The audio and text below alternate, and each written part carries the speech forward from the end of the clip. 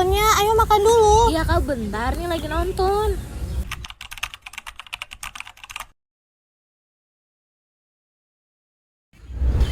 Sebentar lagi nonton, seringkah Anda mendengar jawaban ini?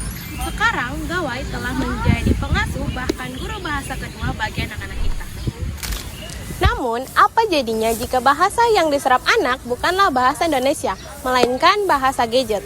Hari ini kita akan membahas tentang ketika anak sulit berbahasa Indonesia akibat tontonan Gawai.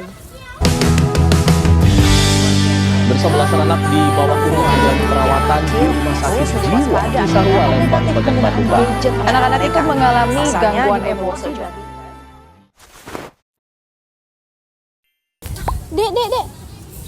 Ya kak, minta tolong ambilin buku kakak dong. Siap, Mas Sigma Sister. Hah?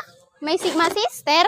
Nah, teman-teman, ini adalah gejala anak-anak yang terlalu sering terpapar konten Gawai, terutama yang berbahasa asing, teman-teman.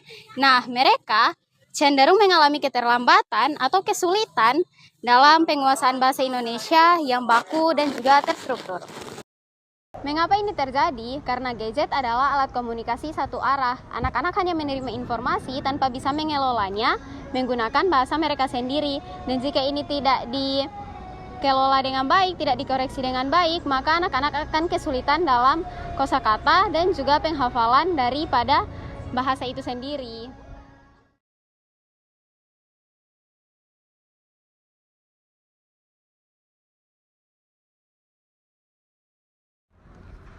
Penyebab utamanya adalah banjirnya konten. Nah, otak anak itu menyerap bahasa dari channel-channel YouTube atau channel-channel TikTok yang kebanyakan itu menggunakan bahasa-bahasa asing seperti bahasa Inggris, Korea, ataupun bahasa-bahasa Indonesia yang sudah bercampur. Nah, anak kita belajar menyebut ganti baju dengan change outfit karena mereka lebih sering mendengarnya dari Gawai. Nah, kemudian dampaknya bukan hanya soal bahasa itu sendiri, jadi bahasa adalah gerbang kognitif dan sosial. Jika bahasa terhambat, kemampuan anak untuk berpikir kritis atau memahami instruksi panjang dan yang lebih krusial, berempati melalui komunikasi mendalam dengan orang lain itu akan ikut terganggu. Jadi mereka menjadi antisosial atau kesulitan mengekspresikan diri, mengekspresikan emosi dalam lingkup sosial yang nyata.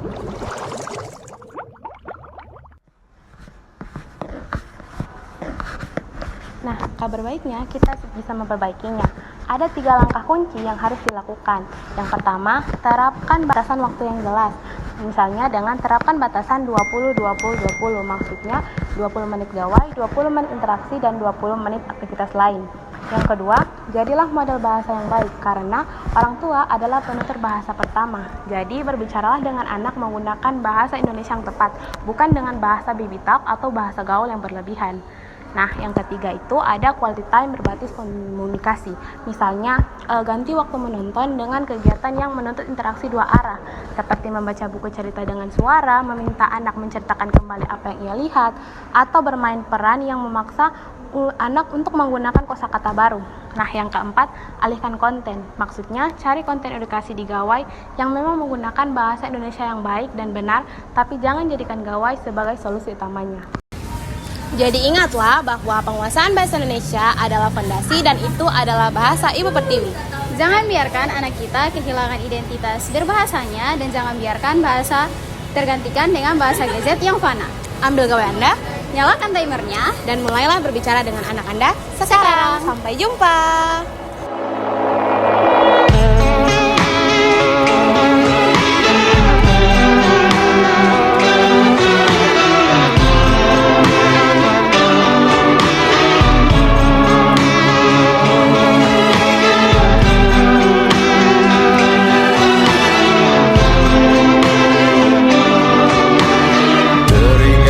Seru suaramu menepuk